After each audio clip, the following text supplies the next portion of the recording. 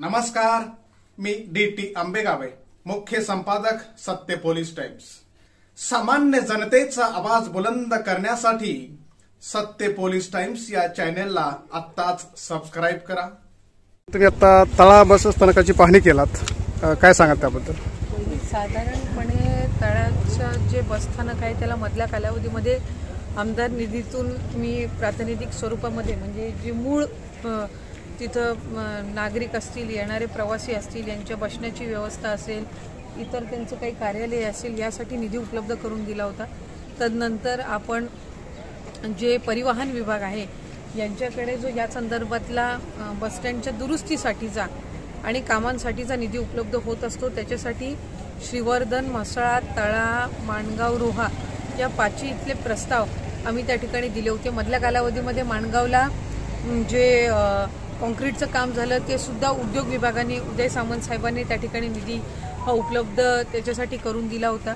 पण या कामासाठी आमदार निधीतून आणि परिवहन विभागाकडून आता जो निधी उपलब्ध झाला आहे त्याच्यातून आपण इथलं कॉन्क्रिटीकरण असेल, त्याचबरोबर वॉल कंपाऊंड असतील आणि इतर काही इलेक्ट्रिसिटी आणि बाकीच्या ज्या काही सुविधा आहेत त्या आपण याच्यामध्ये करत आहोत। साधारणपणे पहिलं कॉन्क्रीटचं काम आटपून घेण्याच्या सूचना ह्या आपण विभागाला आणि ठेकेदारांना दिलेल्या आहेत, जेणेकरून आत्ता गणपती आणि हे सण जे लवकर येत आहेत त्या कालावधीमध्ये एसटी वाहनं ही येण्याची संख्याही जास्ती असते, प्रायव्हेटसुद्धा मोठ्या प्रमाणामध्ये येत असतात।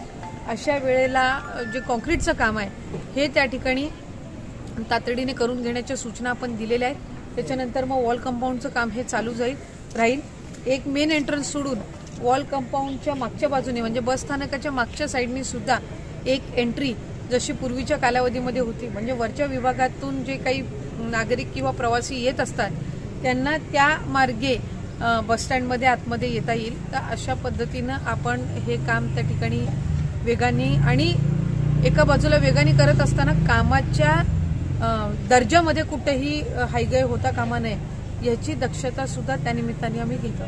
साधारण या कामाला कालावधी किती लागेल? वर्क ऑर्डरमध्ये कालावधी डिसेंबर महिन्यापर्यंतचा आहे, पण तो संपूर्ण कामाच्या दृष्टिकोनातून आहे।